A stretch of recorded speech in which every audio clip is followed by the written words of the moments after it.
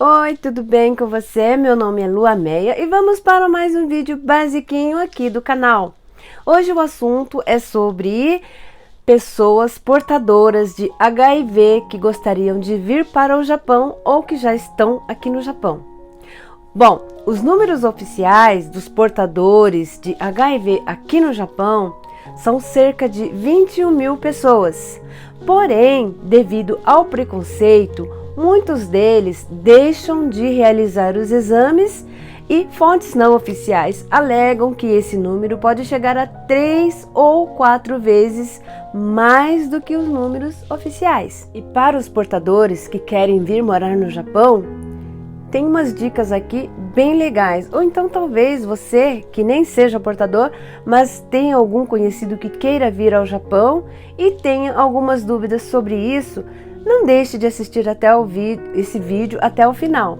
Já curte, compartilha, dá seu like e se puder, se você gostar do vídeo, já se inscreva no canal para ajudar o meu canal a crescer um pouquinho mais. Então vamos lá, né? Então os estrangeiros que querem vir ao Japão não têm nenhuma restrição quanto a isso. E o que é melhor, podem trabalhar normalmente e não tem que ficar avisando ou notificando o empregador que a pessoa é portadora. Então a pessoa pode trabalhar tranquilamente. A não ser que a pessoa queira deixar falado para o chefe ou para as pessoas mais chegadas que são portadoras, porque você sabe, né? Aqui no Japão tem muito terremoto, então a qualquer momento pode acontecer alguma coisa e numa dessa, bom, você já sabe o que pode acontecer. Então, por causa disso, talvez seja melhor pessoas próximas a você ficar sabendo para poder, numa eventual emergência, poder te ajudar também. Então, todas as pessoas que têm o visto para trabalhar no Japão, as pessoas que podem trabalhar no Japão, né? Elas têm o direito de, se o empregador não registrarem elas no Shakahoken, elas podem se registrar na prefeitura e vão conseguir o seguro saúde, que é o Kokuminken Kohoken, que é o popular. Todo mundo usa esse aí, quem não é segurado pelo Shakahoken. Só que esse seguro ele não vai cobrir muita coisa. Ele vai cobrir algumas doenças. No caso de HIV, ele não vai cobrir. Então, as consultas você vai pagar 30%, mas os medicamentos você vai pagar integral, cerca de 70, 80, 90 mil por mês. Tipo, $1.000 por mês. Então, vai ficar muito puxado. Mas existem umas exceções e é dessas exceções que eu vou te falar hoje. Então, hoje em dia, aqui no Japão, basta um comprimido por dia para que a pessoa consiga estabilizar a doença, né? Não é igual antigamente, que a pessoa precisava tomar vários comprimidos, vários medicamentos, um coquetel de comprimidos. Então, é um só. Porém, esse um só, que seria uma cartela de 30 dias, custa muito caro, certo? Para que isso fique barato, tipo $70, $80 mensais, a pessoa precisa fazer uma carteirinha de deficiente na prefeitura. Mas como conseguir isso? Bom, quando você for fazer a consulta lá no hospital aqui no Japão, o próprio hospital ele vai te dar as dicas e vai te passar um formulário de como você tem que proceder para conseguir essa carteira. Se não for um hospital muito bom, vamos dizer, de uma certa maneira um hospital preconceituoso, ele não vai te dar as dicas, né? Então, fique esperto quanto a esse item. Então, se você não fala Nihongo muito bem, ou inglês muito bem, lá no hospital, leve um intérprete que fale o japonês muito bem, ou o inglês, e que brigue por sua causa. Principalmente lá na prefeitura. Lembrando que a maioria da prefeitura, na maioria das prefeituras, eles não falam inglês. É melhor resolver esse assunto em japonês. Mesmo porque se precisar de inglês, às vezes pode sair um pouco errado. Então é melhor mesmo falar na língua local. E você levando esse formulário que a prefeitura vai te dar, você vai lá na prefeitura, né? Vai conversar lá com eles e eles vão analisar o teu caso para ver se você está apto, se você é merecedor dessa carteirinha de deficiência. Então, se você conseguir, vai ser ótimo. Se você não conseguir, vai ficar um pouco preocupante, tá? Então, boa sorte para você, mas leve uma pessoa que fale bem japonês. Eu acho melhor, quando são casos assim, falar em japonês do que em inglês. Então, hoje em dia, o HIV já não é igual antigamente, né? Então, muitas pessoas têm e a gente não sabe. Às vezes a gente está tão próximo dessa pessoa e essa pessoa nunca nos conta, com medo que a gente seja preconceituoso também.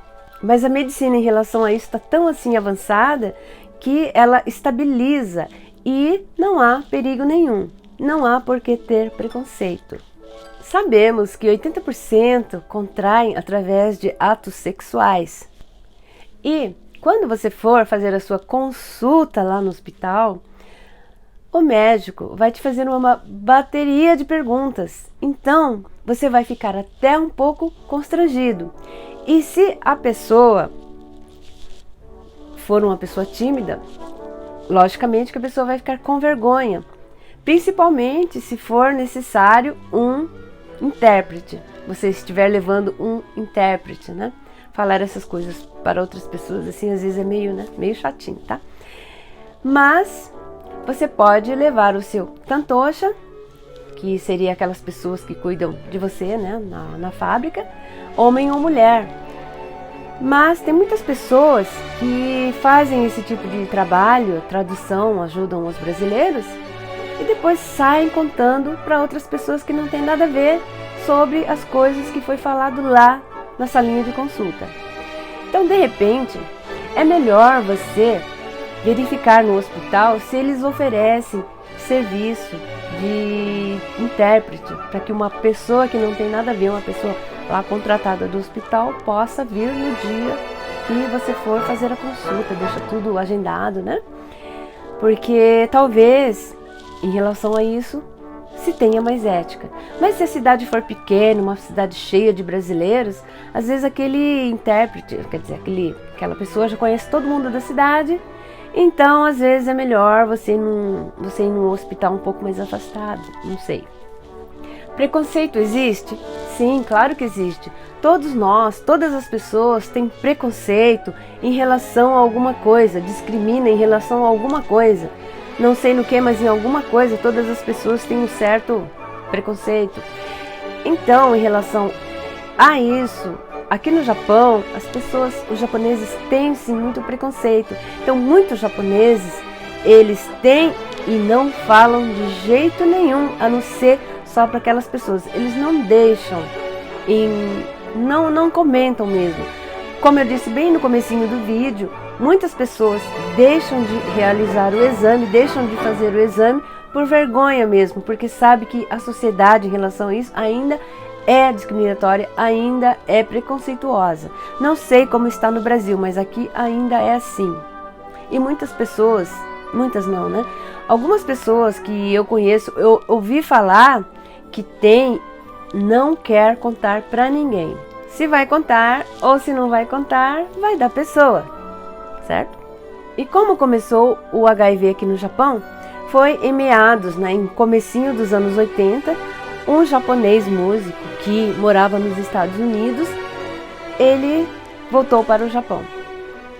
E foi o primeiro caso. Dali a pouco, já houveram mais 6 casos. E naquela época, os homossexuais e hemofílicos eram os mais afetados. Já quando chegou lá no ano de 1990, já subiu para 100 casos. E naquela época, era considerado uma doença estrangeira, ou seja, achava-se ou insinuava-se que os japoneses não contraíam a doença. Lê do engano. E quando aparece no exame, quando a pessoa faz um exame de HIV aqui no Japão, até aparecer no exame demora mais ou menos 4 semanas. Então, se você fizeram alguma coisa hoje, amanhã e fizeram o exame, daqui a uma semana não vai aparecer, vai dar negativo.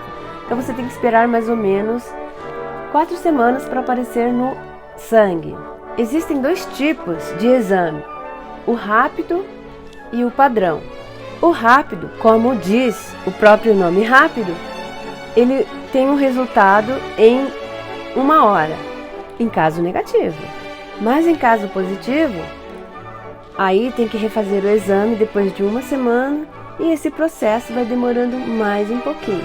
Quanto custa para fazer os exames aqui no Japão? Não custa nada. Graças a Deus é grátis. E você pode fazer nos Rokenjos aí da vida, né? Nos centros de saúde aqui do Japão, muito discretamente. E mesmo que você more numa cidade, você pode fazer em outras localidades, não tem problema nenhum. Porque o exame é grátis, então se você achar que você não deve fazer no centro de saúde da sua cidade, vá para outra, ok? Mas não deixe de fazer. Agora, se você quiser fazer um teste particular, vai custar mais ou menos, dependendo do hospital, 5 a 10 mil ienes, ou seja, 50 a 100 dólares. Quem tem, conta? Não sei. Talvez no Brasil as coisas sejam mais abertas, as pessoas tenham a mente mais aberta sobre isso, mas aqui no Japão o pessoal não conta não. Então é muito difícil mesmo, até o próprio governo, como eu disse, né, o pessoal não faz exame, saber dos números oficiais. Mas, se você acha que deve contar ou não, caso você seja portador, isso cabe a você. Agora, se você acha que você deve fazer um exame, eu acho que é válido, porque você pode fazer em qualquer Rokenjo, um exame rápido, né? Não custa nada você ir num Rokenjo e fazer um exame que vai demorar para você saber o resultado rapidinho, tá bom? Então, é isso, gente. O que eu queria dizer é que se a pessoa é portadora e quer vir para o Japão, seja muito bem-vindo, mas se não conseguir a carteirinha de deficiente para conseguir a medicação, vai ficar muito caro, tá ok? Mas se você tiver condições de pagar, beleza, tá? Então é isso, gente. Se você gostou do canal, se inscreva. Meu nome é Lua Meia e vamos para outros vídeos. Muito obrigado por ter assistido. Tchau!